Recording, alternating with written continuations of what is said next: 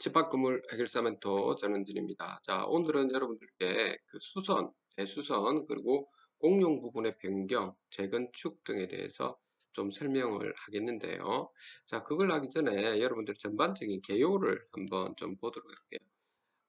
여러분들 어떤 빌딩에서 이렇게 지금 있으면 빌딩이 보통 있죠. 꼬마 빌딩들 있죠. 꼬마 빌딩. 꼬마 빌딩 같은 경우는 알 겁니다. 조그만 빌딩은 뭐 3층, 2층 이렇게 된 거 있잖아요. 조그만 빌딩. 그러니까 이 꼬마 빌딩 같은 경우에는 우리가 노후화가 되고 하면 건물이 일반 대수선을 하든지 재건축을 좀 하게 되죠. 주로. 자, 그런데 이게 꼬마 빌딩 같은 경우에도 어떤 경우에는 이렇게 우리가 대수선을 해가지고 더 좋을 수도 있고 안 좋을 수도 있잖아요. 용도 변경이 지금 들어가야 되기 때문에.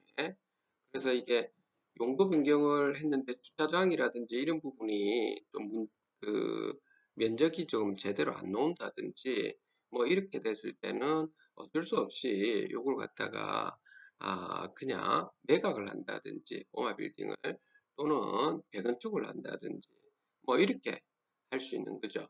그러니까는 우리가 투자를 할 때 그렇게 한다는 거죠. 그런데 말해서 우리가 보통 여러분들 그 집합 건물이라고 하면 한 보다 10층 이상 되지 않습니까? 그런 경우에는 이게 대수선하기가 참 쉽지가 않다라고 하는 겁니다.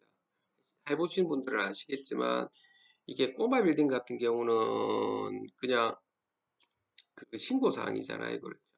조그만 꼬마 빌딩. 그런데 이제 우리가 집합 건물 10층 이상 큰 여러분들 대체적으로 되어 있는 그 건물 같은 경우는 허가 사항이고 이런 경우에는 감리까지 다 받아야 되죠. 그렇기 때문에 이게 쉬운 작업은 아니라는 겁니다. 그리고 소유자분들의 동의도 다 받아야 되고 이런 부분이죠. 자, 그래서 여러분들이 이런 사실은 좀 아시고 있죠. 이제 한번 진행해 보도록 하겠습니다. 자, 우선적으로 여러분들 수선이라고 하는 것은 여러분들 그냥 일반 여러분들 그 집합 건물에서 여러분들 관리비 같은 수선 유지비 이런 데 나와 있는 겁니다. 낡은 건물을 고치거나 수리하는 일이죠. 뭐 여러분들 뭐 주차장이나 이런 거 페인트 이런 것이 좀 벗겨졌다든지 이런 것은 고쳐야 되고 공용 부분에 타일이 좀 깨졌다면 그것도 고쳐야 되고 각종 화장실이라든지 이런 데 보면 물이 안 내려가는 데서 고쳐야 되고 또 그 공용 부분에 문짝이 좀 잘못돼서 고쳐야 되고 이런 것들요.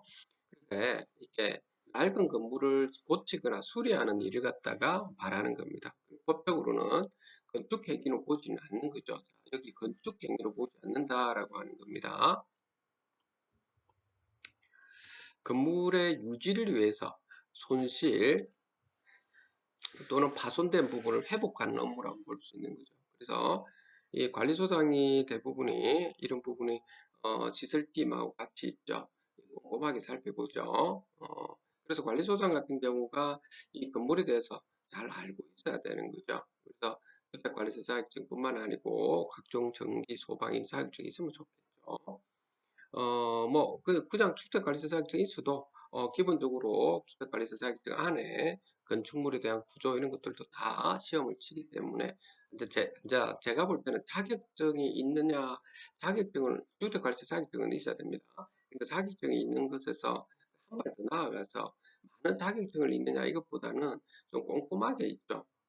자기의 건물 보존 관리 업무를, 좀 살펴보는 이런 뭐라 해야 될까요? 성격상은 좀 세심한 면이 있는 이런 관리소장이면은 이 수선이 좀 제대로 되어 있어 건물 보존 관리가 좀 잘 되겠죠. 음, 자, 요 정도 말씀을 좀 드리고요. 그 다음에 두 번째로 넘어갈게요.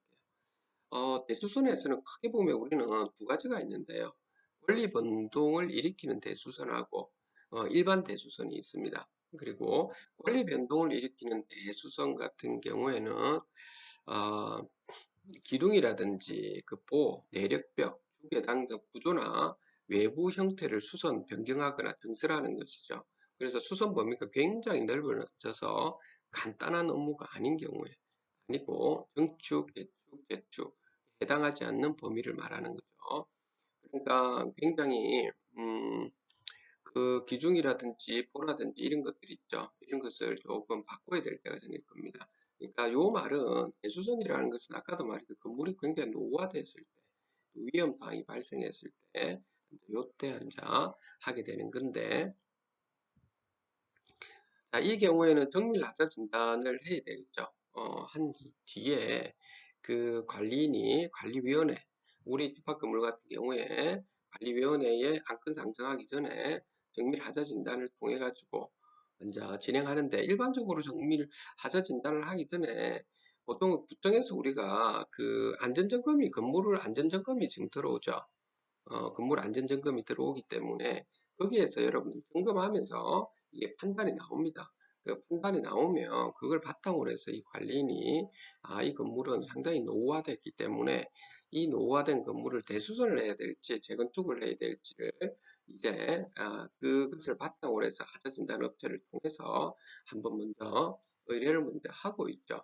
물론 하자진단 업체만 또 의뢰를 해서는 안 되고요. 지금 법적인 부분이 있기 때문에 건축사와 하자 진단 관련된, 그러니까 보통 뭐 하자 진단 업체에서 건축사하고 같이 그 구조기술자랑 그 건축사랑 같이 있기 때문에 그냥 요 업체에다가 한번 의뢰를 하시면 되겠습니다. 그렇게 해가지고 보니까 이게 대수선을 해야 될 대상이다라고 했을 때는 이 건물이 그게 판단이 되었을 때 요 전문업체를 통해서 감정 결과가, 그러면 관리위원회 안건 상정할 수 있죠. 의결 이후에 관리단 집회를 통해서 집합금법 제47조에 따라 가지고 구분 소유자 80% 이상, 그리고 의결권을 80% 이상 동의라고 하지만은 그 실제적으로 전용 부분까지 변경해야 될 사항이거든요. 그러니까 이기 때문에 100%의 동의를 이때는 좀 받아야 될 사항입니다. 근데 이 경우는 극히 드뭅니다, 여러분들. 요런 경우는 거의 그 권리 변동을 일으킨 대주선까지 전용 부분을 갖다가 빠개가지고 막 다 바꾸고 뭐 이렇게 하기에는 있죠. 또 이렇게 대주선에서 좀 무리수가 좀 다르죠. 또 허가를 해줄지 안 해줄지도 봐야 되고 하기 때문에 그래서 보통 우리가 하는 거는 일반 대주선을 보통 하는데, 이런 것도 이제 집합 건물에서는 참 쉽지가 않습니다, 여러분들. 그러니까 자기 건물 있죠. 자기 건물 같은 경우 3층에서 4, 5층짜리 자기가 건물을 산, 토지하고 건물을 산 건물주 같으면 이렇게 하는데, 우리가 집합 건물에 보통은 뭐 10층 이상 되는 집합 건물에서는 리모델링하는 일반 그 대수선 같은 경우에 건물 노후화를 억제하거나 기능 향상을 위해서 이제 노후화 억제 그리고 기능 향상입니다. 그 대수선하거나 그쵸. 그리고 일부 증축 또는 개축하는 행위인데, 리모델링이 쉬운 구조의 건물의 건축을 촉진하기 위해서 요거는 잘못됐고요. 보통 우리가 요 같은 경우도 아까 말했던 하자 진단업체나 건축 전문업체, 예, 이걸 통해서 기획안을 만든다 이 말은 뭐냐면, 일단 법리 검토를 해가지고 허가 사항이기 때문에 그것도 허가를 좀 받아가지고 진행해야 되는 거죠. 그래서 관리위원회 의결을 거치고, 그 다음에 그 관리위원회 의결을 거치는 건 뭐냐면, 이런 기획안이 나와서 이런 어떤 그 전문업체를 통해서 보니까 우리는 리모델링을 했을 때 얼마만큼의 리모델링 이후에 음, 여기 자산 가치가 높아지는지, 그리고 허가가 될 수 있는지 없는지 뭐 이런 것들을 전반적으로 파악하는 겁니다. 그렇게 해서 가지고 관리위원회 의결을 거쳐서, 의결을 거치는 거는 뭐냐면 집회를 할 수 있도록 그냥 의결을 거친다는 겁니다. 그래서 관리단 집회에서 이제 구분 소유자 80% 이상, 그 다음에 의결권의 80% 이상인데, 보통 외벽이나 뭐 이런 공용 부분에 대해서 우리가 지금 들어가는 것이라고 보시면 되겠습니다. 그런데 우리가 그 집합 건물에서는 좀 쉽진 않다는 겁니다. 여러분, 꼬마 빌딩 있는 데는 본인들이 이런 걸 좀 많이 하시죠. 그 다음 공용 부분의 변경이죠. 요거는 이것도 드물다는, 그러니까 제 말씀은 아까 일반 대수선은 참 쉽지가 않다는 겁니다. 공용 부분 변경도 상당히 힘들거든요. 우리가 자기 건물 같으면 상관은 없어요. 자기 건물은 그 공용 부분을 용도 변경시키면 가능한데, 그 공용 부분 변경은 뭐냐면 여러 복도라든지 이런 것들 있잖아요. 화장실 뭐 이런 것들 또는 뭐 외벽 이런 것들 특정한 부분을 구조를 변경시켜서 기능과 용도를 변경함으로써 그 공용 부분의 형상 또는 효용을 실질적으로 변경시키는 것이죠. 특정한 부분을 예를 들어서 어떤 복도 한 부분을 어떤 다른 어떤 시설로 만든다든지 할 때 그 범위, 변경이나 태양, 그리고 변경전과 변경의 외관이나 용도에 있어서 동일성 여부 이런 걸 보고 가지고 하는 거죠. 자, 이거는 집합금물법 제15조에 따라서 구분 소유자의 3분의 2 이상의 동의 그리고 의결권의 3분의 2 이상의 결의가 있어야 되는 거죠. 또한 요 부분이 또 다른 구분 소유자의 권리에 특별한 영향을 미칠 때는 또 승낙을 받아야 되죠. 그래서 이게 좀 쉽지가 않다는 겁니다. 이것도 쉽지 않은데 대수성 같은 게 더 어렵다 이 말인 겁니다. 아주 노후화되면 주로 뭘 하죠? 아주 노후화된 건물이면 여러분들 그렇죠? 심각하게 노후화된 경우에 한해서는 그냥 재건축 보통 하잖아요. 보통은 여러분들 그 큰 집합 건물에서는 여러분들 구분 소유권으로 가지고 있는 이 집합 건물에서는 노후화 심각할 때는 뭐 대수선하기보다는 우리 재건축을 하죠. 그래서 기존 건물을 갖다가 밀고 새로운 건물로 다시 짓는 것을 말하는 거죠. 물론 기본적인 안전진단이나 이런 거 하자 진단업체를 통해서 다 앉아 감정을 좀 해야 되죠. 보고 집합건물법 47조에 따라 공소의 80% 이상 동의, 이걸 80% 이상 동의를 받는 것이 되는 거죠. 자, 요 정도 여러분들이 기본적으로 요거는 좀 알고 있었으면 좋겠습니다. 그래서 이게 차이점은 뭐냐면 여러분들 일반 대수선 보통 우리가 대수선 한다 이렇게 했을 때는 일반 대수선을 말하는데 이거는 구조역학적으로 문제 없는 거 그러니까 건물의 표단은 전혀 문제 없을 때 그 구조기술자가 이때 반드시 또 투입이 또 됩니다. 기술자 투입이 돼서 봅니다. 그래서 그 별 문제가 없을 때 안에서 리모델링을 하게 되는 거죠.